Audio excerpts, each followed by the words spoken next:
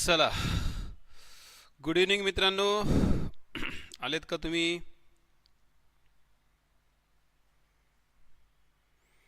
चला आ जाओ फटाफट से. मग सुरू करू आपण एकदम फटाफट से.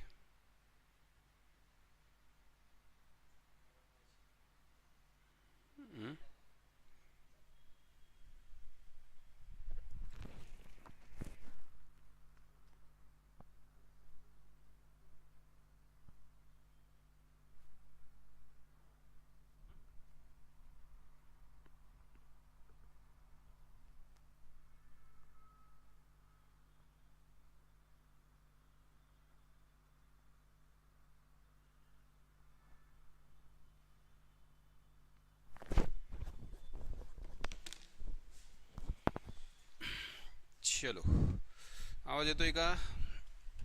जय हिंद, जय हिंद, जय हिंद.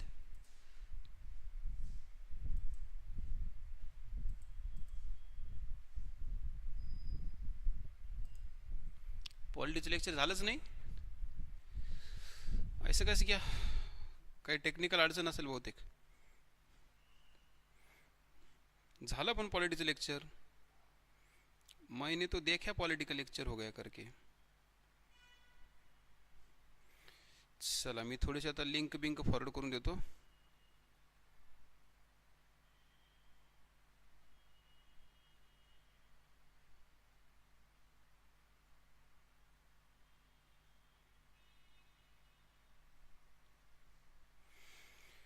आणि मग सुरू करू आपण.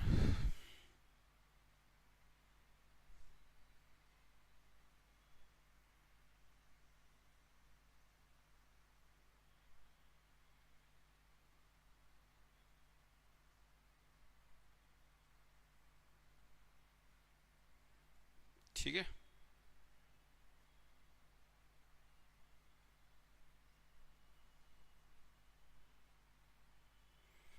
यस, चलो. Good evening, good evening, good evening सगळ्यांना. Good evening. आले का सर्वजण आता?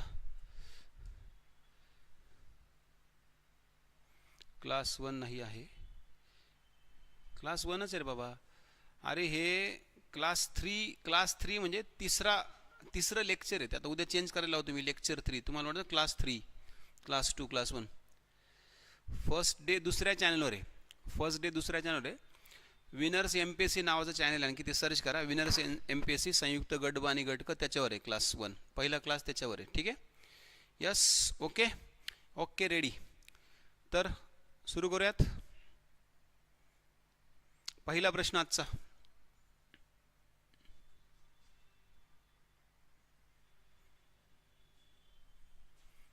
मार्सेलिया, फर्न आणि हॉर्स्टेल हे खालीलपैकी कोणत्या वनस्पती समूहाची उदाहरणं आहेत? मार्सेलिया, फर्न आणि हॉर्स्टेल हे कुणाची उदाहरणं आहेत? सांगा बघू.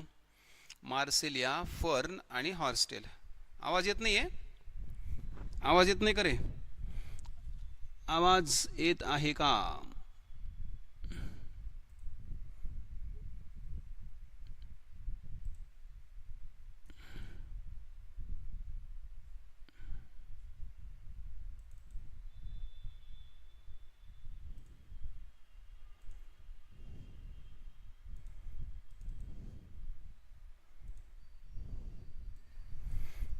फुल आहे रे आवाज.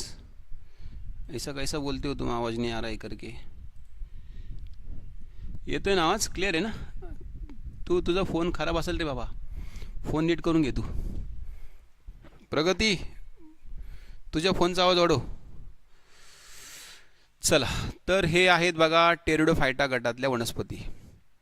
या आहेत सगळ्या टेरिडोफायटा गटातल्या वनस्पती. टेरिडोफाइट्स आहेत सगळे. टेरिडोफाइट्स. मग टेरिडोफाइट्स म्हणजे कोण रे? टेरिडोफाइट्स म्हणजे कोण? टेरिडोफायटा म्हणजे कोण?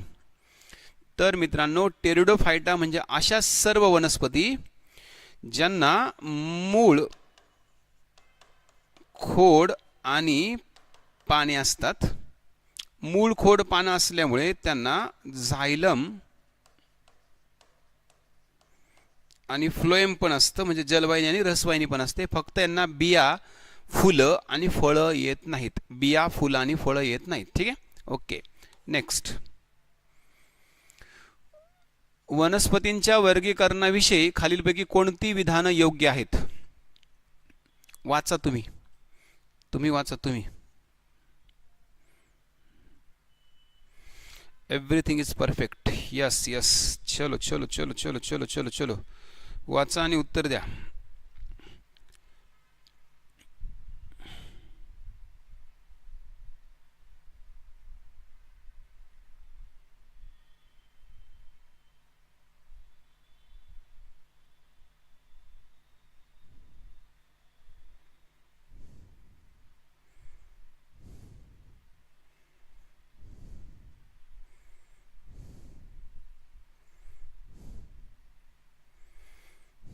Okay okay okay okay okay. थॅलोफाईटची शरीराची रचना ठळकपणे वेगळी असते. फ्युनारिया ही एक बुरशी आहे का? सर्व टेरिडोफाइट्स हे फॅनोरगॅम्स आहेत का? रक्तवाहिन्या संबंधी प्रणाली ब्रायफाइट्समध्ये आढळत नाही का? यातलं योग्य विधान ओळखायचं. योग्य लक्षात ठेवा. ठीक आहे. तर फ्युनारिया ही बुरशी आहे का? नाही. रक्तवाहिन्या संबंधी प्रणाली म्हणजे झायलम आणि फ्लोएम, जलवाहिनी आणि रसवाहिनी असा त्याचा अर्थ होतो. हे ब्रायफाइट्समध्ये आढळत नाही. मग झायलम आणि फ्लोएम हे ब्रायफाइट्समध्ये आढळत नाही. लक्षात ठेवा. नाही आढळत. फक्त टेरिडोफाइट आणि तिथून पुढच्या वनस्पतीमध्ये आढळतं. मग हे योग्य आहे. बाकी सब गलत आहे. थॅलोफाइटची रचना ठळकपणे नसते ना, अस्पष्ट असते किंवा अतिशय साधी असते, कारण त्यांना मूळ खोड पानच नाही. ठळकपणे वेगळी रचण्याचा अर्थ असा होतो मूळ वेगळं, खोड वेगळं आणि पानं वेगळे. कळलं का? मग असं काहीच नाही इकडं. फ्युनारिया हे बुरशी नाही आहे. फ्युनारिया हे मॉस आहे. मॉस. ठीक आहे. ब्रायफाइट आहे. ब्रायफाइट. सगळे टेरिडोफाइट फॅनोरगॅम्स नसतात. फॅनोरगॅम्स म्हणजे काय? बिया आणि फुलं येणारे नाही. कळलं ना? ते फॅनोरगॅम्स नाही आहेत. कळलं? चलो. मग हेच फक्त रक्तवाहिन्या संबंधित म्हणजे व्हॅस्क्युलर सिस्टीम. झायलम आणि फ्लोएमला व्हॅस्क्युलर टिश्यूज पण म्हणतात. ते ब्रायफाइटमध्ये नसतं. लक्षात ठेवा. व्हॅस्क्युलर सिस्टीम टेरिडोफाइटा, जिम्नोस्पर्म आणि अँजिओस्पर्ममध्येच पाहायला मिळतं. ठीक आहे. सो चौथा पर्याय. नेक्स्ट. चला हे तुम्ही वाचा. तुम्ही वाचा. तुम्ही वाचा. हे तुम्ही वाचा. तुम्ही वाचा. तुम्ही वाचा. तुम्ही वाचा. तुम्ही वाचा. तुम्ही वाचा.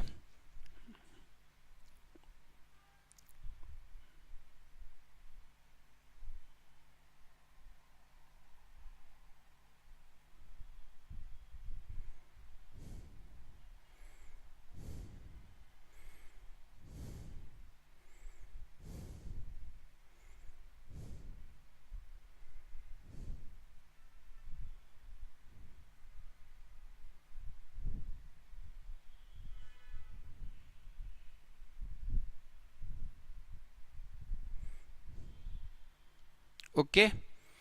वाचलं का? उत्तर द्या. कमेंट्समध्ये उत्तर देत जा. थोडेसे ॲक्टिव्ह राहत जा लेक्चरमध्ये, म्हणजे तुम्हाला लेक्चर करण्याचा फायदा होईल. मग तुम्हाला ॲटलिस्ट हे कळेल की तुम्ही बरोबर उत्तर देत आहेत का प्रश्नाचे, किती बरोबर येत आहेत तुमचे, किती चुकतायत.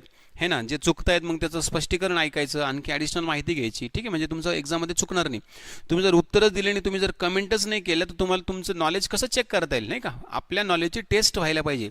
आपलं नॉलेज आपल्याला पडताळून पाहता यायला पाहिजे. येतं की नाही येत आहे. नुसतं बघतच बसायचं, ऐकायचं, त्याने काही फायदा होत नाही. जेव्हा आपण एखाद्या गोष्टीमध्ये ॲक्टिव्हली पार्टिसिपेट होतो तेव्हा आपल्याला आपलं नॉलेजचं लेवल कळते. आपण किती चुकतोय, कुठे चुकतोय, कसं चुकतोय, तेव्हाच आपल्याला आपल्या स्वतःला करेक्ट करायला, म्हणजे जे चुकतंय त्याला बरोबर करायला मदत होते. लक्षात ठेवा. ठीक आहे. एक विद्यार्थी वनस्पती पेशीचं विभाजन वाढवण्याचा प्रयोग करत होता. सेल डिव्हिजन वाढवण्याचं, नाही का? त्याने त्याच्या पर्यवेक्षकाला त्यासाठी विशिष्ट वनस्पती सूचना सांगितले. तुम्ही त्याचे पर्यवेक्षक आहात. मग तुम्ही कुठलं संप्रेरक सुचवाल सेल डिव्हिजन वाढवण्यासाठी? सेल डिव्हिजन वाढवण्यासाठी. ठीक आहे. ॲब्सिसिक ॲसिड, गिब्रेलिन्स का सायटोकायनिन्स का ऑक्झिन? तर मित्रांनो ह्या चौघांपैकी पेशी विभाजन करणारं संप्रेरक एकच आहे. पेशी विभाजनाला मदत करणारं संप्रेरक एकच आहे. यातलं त्याचं उत्तर आहे सायटोकायनिन. सायटोकायनिन पेशी विभाजन करणारं संप्रेरक आहे. सायटोकायनिन पेशी विभाजन करणारं संप्रेरक आहे. कळलं? सायटोकायनिन पेशी विभाजन करणारं संप्रेरक आहे.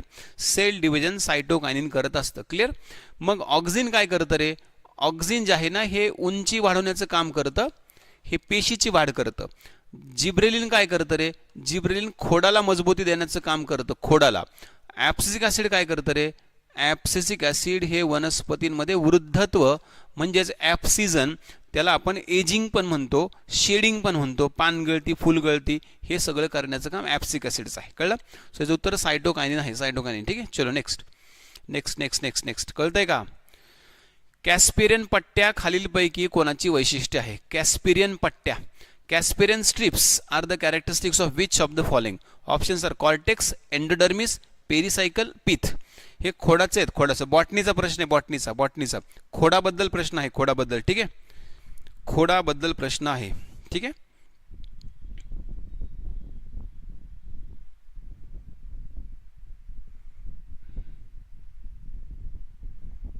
चला पुढे.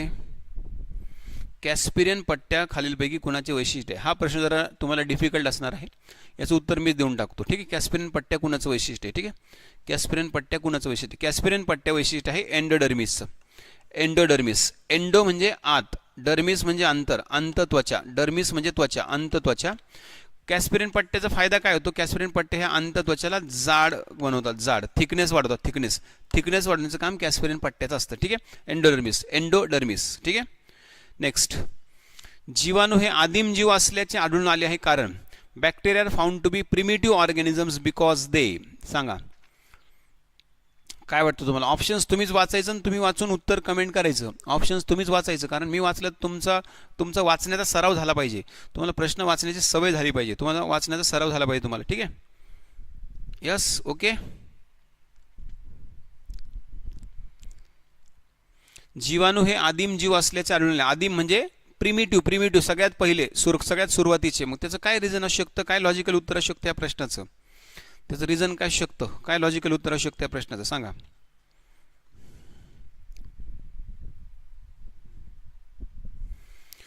ते लहान सूक्ष्मदर्शक आहे, उघडण दिसत नाहीत का? त्यांच्यामुळे मानवाला, पाळीव प्राण्यांना, पिकांना गंभीर आजार होतात का? ते आंतरबीजाणू तयार करतात जे प्रतिकूल परिस्थितीत खूप प्रतिरोधक असतात का? त्यात प्रारंभिक केंद्रक असते आणि ते असुत्री वजन दर्शवतात का? काय असेल याचं उत्तर? प्रारंभीचे का, सुरुवातीचे का? त्याचं कारण असतं ते अतिशय लहान आहे, सूक्ष्मदर्शकाच्या साहाय्याने दिसतात, उघड्यावरून दिसत नाहीत. हे याचं उत्तर आहे. पर्याय क्रमांक 1. ऑप्शन नंबर 1 हे त्याचं लॉजिकल उत्तर आहे. पर्याय क्रमांक 1. Option number 1. प्रारंभिक केंद्र नाही आहे. प्रारंभिक केंद्र नाही त्यांच्यात. ठीक आहे. केंद्रक नाही त्यांच्यात. ठीक आहे. नेक्स्ट. खालीलपैकी कोणती कार्य लाळ ग्रंथीतील स्रावाद्वारे केली जात नाहीत? Which of the following functions is not perform by the secretion from salivary glands? चला पर्याय वाचा, उत्तर द्या. पर्याय वाचा, उत्तर द्या. ऑप्शन्स रीड करा, उत्तर द्या. ऑप्शन्स रीड करा, उत्तर द्या. ठीक आहे. 1 नंबर आहे त्याचं उत्तर. 1 नंबर. ठीक आहे. 1 नंबर म्हणलं की लगेच गाणं आठवतं मग आपल्याला, है की नाही?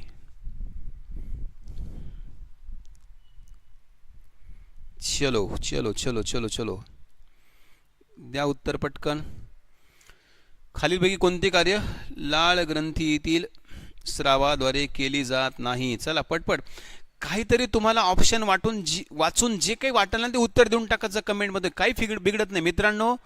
चुकल्यानंतरच माणूस शिकतो. आधी करा चुका, काही बिघडत नाही. कारण विषय थोडासा आपला सायन्स अभ्यासाला समजायला टफच आहे. त्यामुळे चुकू द्या उत्तर, हरकत नाही. घाबरू नका कमेंट करायला. तुम्हाला 4 असं समजा ना, तुम्ही पेपर सोडवता आणि तुम्हाला उत्तर देणं कंपल्सरी. कमेंट करून टाका ना. मी सांगतो ना काय करेक्ट उत्तर त्याचं, कशाला टेन्शन घेता? ठीक आहे. मी सांगतो ना तुम्हाला त्याचं काय उत्तर. तुम्ही टेन्शन ना घेऊ त्याचं. तुम्ही फक्त कमेंट करा, उत्तर देत चला. उत्तर द्यायला शिका तुम्ही थोडंसं.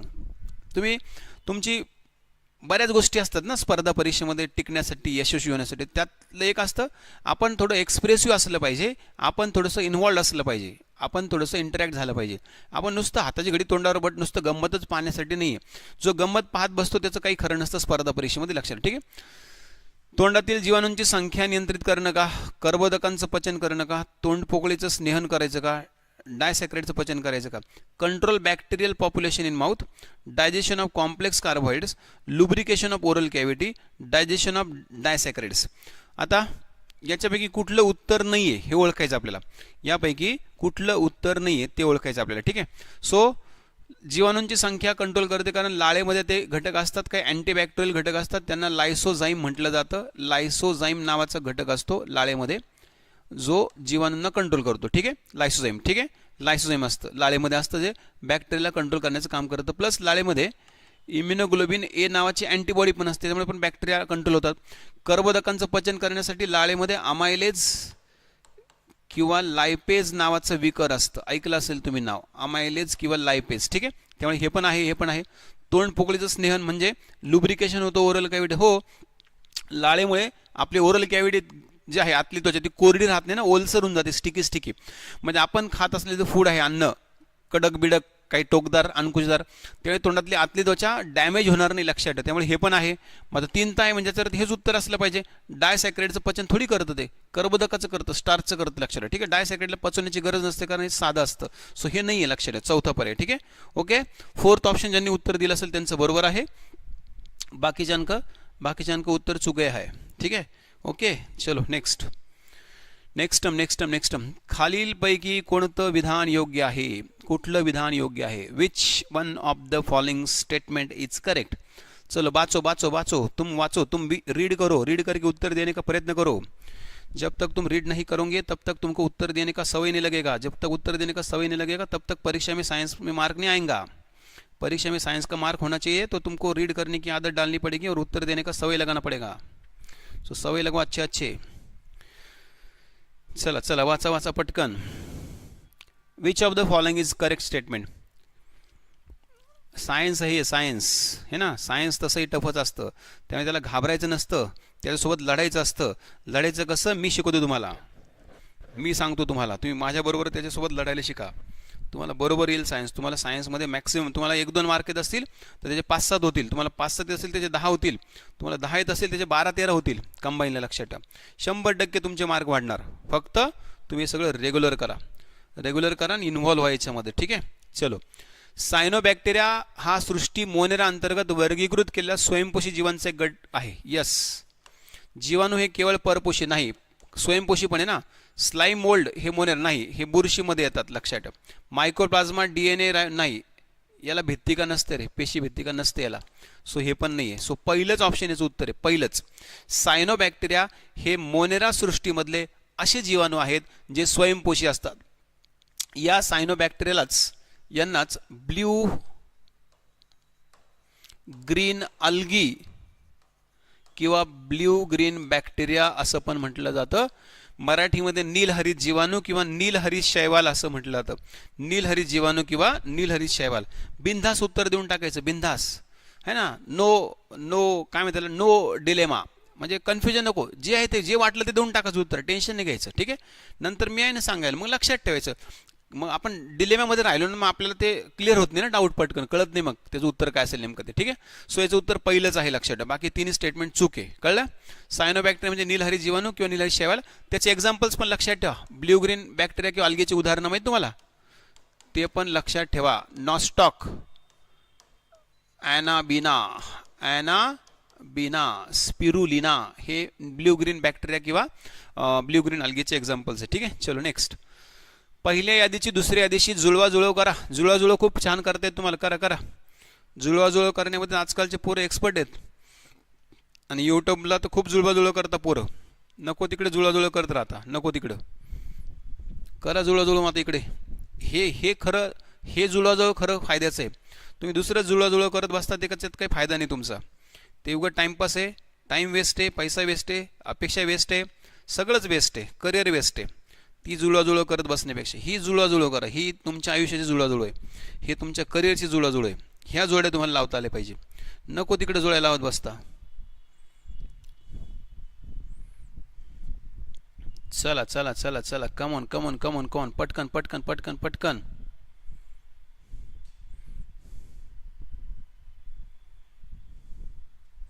उत्तर द्या पटकन.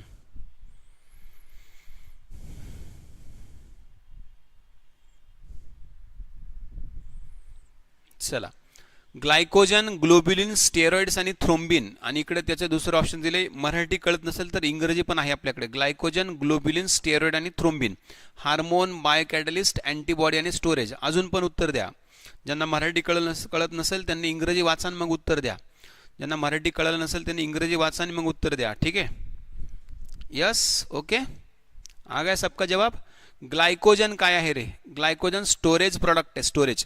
आपल्या शरीरामध्ये एक्सेस ग्लुकोज, जास्तीचा ग्लुकोज, कारण आपण खूप खातो ना, मन भरके पेट भरके एकदम, जास्तीचा ग्लुकोज आपल्या शरीरामध्ये ग्लुकोज आहे ना, एक्सेस ग्लुकोज, तो इन्सुलिनच्या साह्याने ग्लायकोजन नावाच्या फॅटमध्ये कन्वर्ट करून लिव्हर आणि हातापायाच्या स्नायूमध्ये, स्पेशली पायांच्या स्नायूमध्ये साठवला जातो.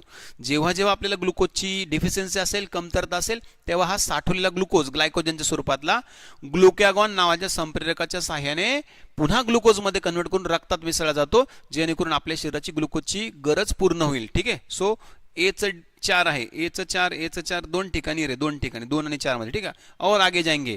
ग्लोबिलिन काय? ग्लोबिलिन अँटीबॉडी आहे. बीचं 3 एकाच ठिकाणी. चौथा पर्याय उत्तर याचं, चौथा ऑप्शन नंबर 4 असं उत्तर काढायचं असते. याचं लक्षात ठेवा. स्टेरॉइड कोण आहे? स्टेरॉइड हार्मोन असतं. थ्रोम्बिन कोण आहे? थ्रोम्बिन बायोकॅटलिस्ट आहे. बायोकॅटलिस्ट जो आपल्याला ब्लड क्लॉटिंगला म्हणजे रक्त गोठायला, जखमा भरायला मदत करतो. लक्षात ठेवा. ब्लड क्लॉटिंगला किंवा रक्त गोठायला मदत करतो, जखमा भरायला मदत करतो. ठीक आहे. नेक्स्ट, रंगआंधळी स्त्री जर अशा पुरुषाशी लग्न करते ज्याची आई देखील रंगआंधळी होती, तर तिच्या संततीला रंगआंधळेपणा येण्याची शक्यता किती आहे? If a colour blind female marries a man whose mother was also colour blind, what are the chances of her pregnancy or progeny having colour blindness? चला सांगा बरं पटकन, किती चान्सेस आहे? प्रश्न नीट वाचा, एकदा समजून घ्या, घाई करू नका उत्तर द्यायला. ठीक आहे. If a colorblind female marries a man whose mother was also colorblind, what are the chances of her progeny having color blindness?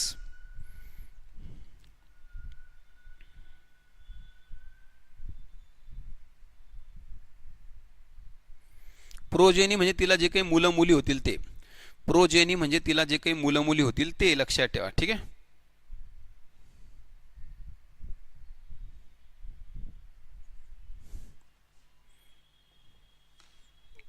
चला झालं का तुमचं उत्तर देऊन?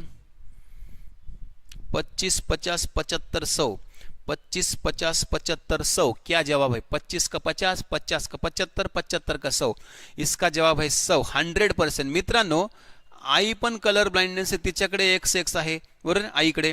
त्यानंतर त्या आईची मुलगी ती पण XX बरोबर आहे. मग मला सांगा, हिला मुलगा जरी झाला, मुलगी जरी झाली, मुलगा झाला तरी एक X येणार, मुलगी झाली तर दोन्ही पण X येणार. मग एक हे कलर ब्लाइंडनेस दोघांकडे पण आहे, इकडे पण आहे, इकडे पण. सो 100% चान्स आहे. 100%, 100% चान्स आहे. 100%, 100% जे काही आपत्ती होतील त्या स्त्रीला, त्या दोघांना पण कलर ब्लाइंडनेस असेल. समजलं का? क्लिअर झालं का?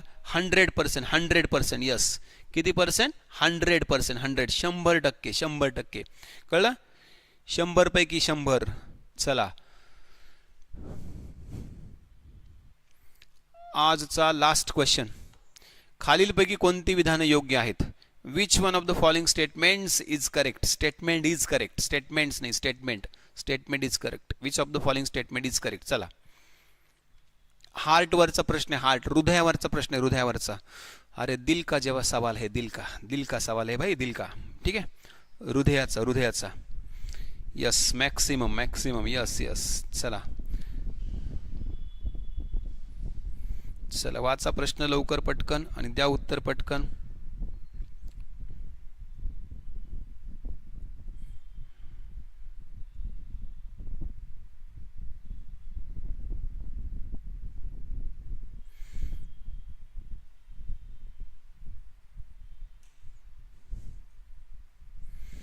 चला.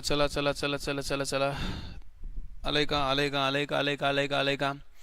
ॲट्रिओव्हेंट्रिक्युलर नोड म्हणजे AV नोड म्हटलं त्याला.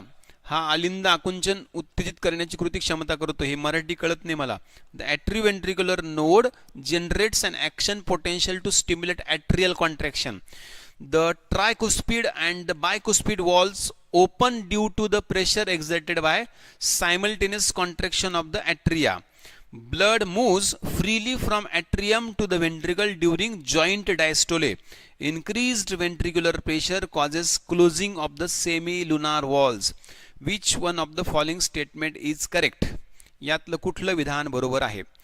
The atrioventricular node generates an action potential to stimulate atrial contraction. बरोबर आहे का पुढचे बरोबर आहेत? चला, थोडा डिफिकल्ट प्रश्न आहे, खूप डीप अभ्यास पाहिजे यासाठी, खूपच डीप अभ्यास पाहिजे यासाठी लक्षात ठेवा. ठीक आहे. The atrioventricular node generates an action potential to stimulate atrial contraction.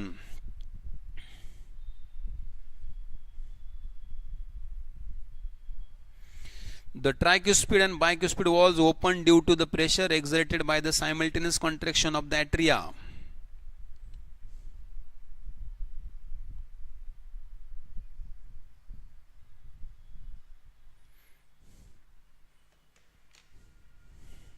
झालं.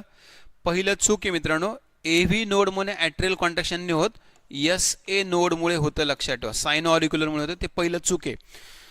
ट्रायक्युस्पिड आणि बायक्युस्पिड वॉल ओपन झाल्या, कशामुळे ओपन होतात? Contraction of atria. Atria contract झाला की बायक्युस्पिड ट्रायक्युस्पिड ओपन होतात. कारण ॲट्रिया कॉन्ट्रॅक्ट झाले ना, हे बघा ॲट्रिया कुठे असतात माहिती आहे का? ॲट्रिया कुठे असतो? हा वरचा पार्ट ॲट्रिया आहे, खालचा पार्ट वेंट्रिकल आहे. हे कॉन्ट्रॅक्ट झालं की इथल्या वॉल ओपन होतील, मग ब्लड खाली येईल ना, वरतून खाली येईल ना ब्लड त्या ओपन झाल्यावर. मग हे बरोबर आहे, दुसरं स्टेटमेंट करेक्ट आहे. कळलं? दुसरं विधान बरोबर आहे, सेकंड स्टेटमेंट इज करेक्ट. ज्यांनी दुसरं उत्तर दिले, दुसरं पर्याय, त्यांचं उत्तर बरोबर आलेलं आहे. Option number 2, option number 2. ठीक आहे. Okay okay okay. चला, so this was the last question. ठीक आहे, आणखी एक प्रश्न घेऊन टाकतो, बघूयात तुम्हाला याचं उत्तर येतं का, म्हणजे तुम्ही आनंदाने शांतपणे झोपू शकाल. म्हणजे बरोबर आल्याचं तुम्हाला थोडंसं जुळवाजुळव करा परत एकदा. लास्ट क्वेश्चन, हा लास्ट घेऊ. मी तुम्हाला एखाद्या प्रश्नाचं शेवटचे जाता जाता उत्तर बरोबर येतं का बघा. एखाद्या प्रश्नाचं शेवटच्या बरोबर येतं का उत्तर बघा. जॉन डाल्टन, अँटोनी लॅव्हॅझवे, रिस्चर आणि गे लुसॅक. जोड्या जावाचं कसं असतं, एक दोन जोड्या जरी तुम्हाला जुळल्या, समजल्या, कळल्या, लागल्या, संपलं, उत्तर येऊन जातं लगेच. एक दोन जोड्या लागल्या तर. चला, याचं द्या बरं उत्तर पटकन. इसका जवाब दे दो. चला, पटकन पटकन पटकन पटकन. इंग्रजीमध्ये दाखवलं मी प्रश्न. John Dalton, Antoine Lavoisier, Richter, Gay लुसॅक.